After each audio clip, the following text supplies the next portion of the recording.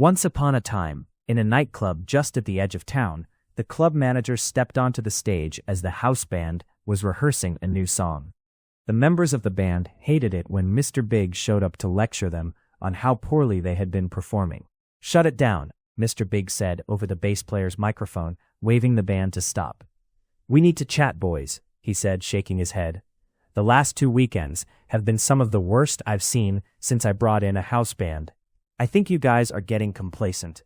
"Not to be disrespectful," Corey replied. He was one of 3 lead singers and a part-time keyboard player for what was referred to as house band. "But the set list you gave us sups balls, and there is no way we can perform to our top level playing that shit." "How much do I pay you?"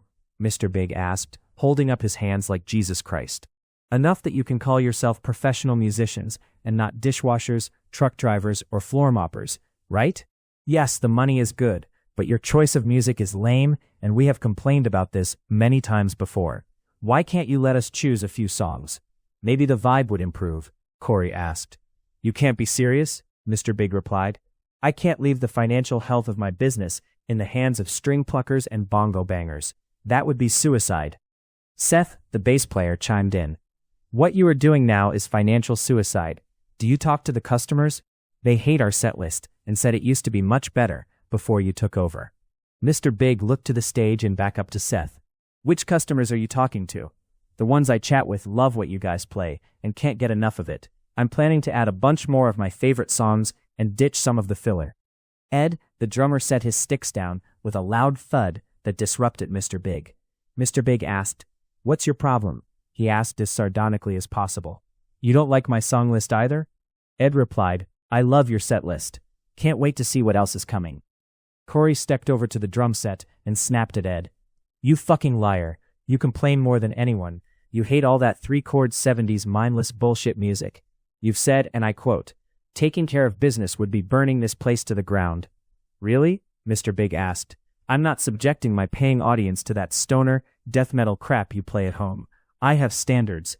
Ed replied, "My other band plays metal and we pack the house every night." "I don't need a bunch of teenagers that can't buy alcohol, you dumbass," Mr. Big snapped back. "The door charge barely covers the light bill. You are all very expensive," Ed stated as fact. "Just saying. I think you're out of touch with reality. This is a nightclub, not a senior center. My parents belong to a senior center, and we play the kind of music they use for their dances." Big stomped his feet like a child. "Then why don't you invite those people here? You want to turn your nightclub into a senior center? Talk about financial suicide," Ed said, folding his arms. Corey spoke up.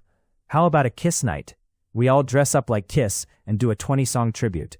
Mr. Big snapped hard. "I am not promoting Satan in my establishment.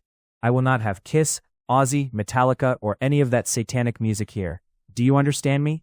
Defeated, Corey replied, "I understand I'm going to need to apply for one of those truck driving jobs soon.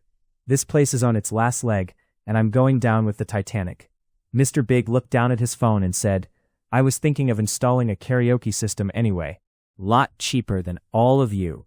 And the music selection doesn't complain," he replied with a grin.